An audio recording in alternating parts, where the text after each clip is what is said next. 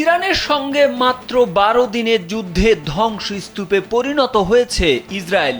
শুধু তাই নয়, মুহুর্মুহু ক্ষেপণাস্ত্র হামলা থেকে নিজেকে রক্ষা করতে গিয়ে পুড়িয়ে গেছে নেতানিয়াহু প্রশাসনের অস্ত্র ও গোলাবারুদ। ইসরায়েলের অস্ত্র ঘাটতির কথা জানিয়েছে সিরিয়া বিষয়ে যুক্তরাজ্যের সাবেক দূত পিটার ফোর্ড।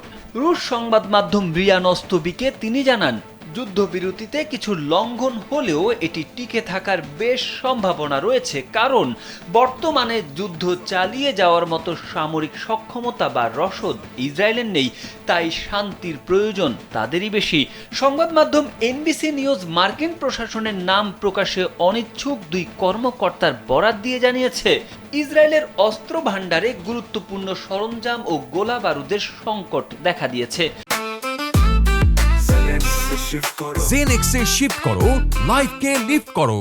আরও ৩ কর্মকর্তার উদ্ধৃতি দিয়ে ওই একই প্রতিবেদনে বলা হয়, ইসরায়েল এখন গুরুত্বপূর্ণ কিছু অস্ত্রে বিশেষ ঘাটতি অনুভব করছে, যদিও নিজের অস্ত্র ঘাটতি নিয়ে আনুষ্ঠানিকভাবে কোনো মন্তব্য করেনি নেতানিয়াহু প্রশাসন। তবে প্রতি বছর যুক্তরাষ্ট্র ইসরায়েলকে বিলিয়ন ডলারের সামরিক সহায়তা দিয়ে থাকে। ইরানে হামলার সময় ইসরায়েলকে সব ধরনের প্রতিরক্ষা সহায়তা দিয়েছে ট্রাম্প প্রশাসন।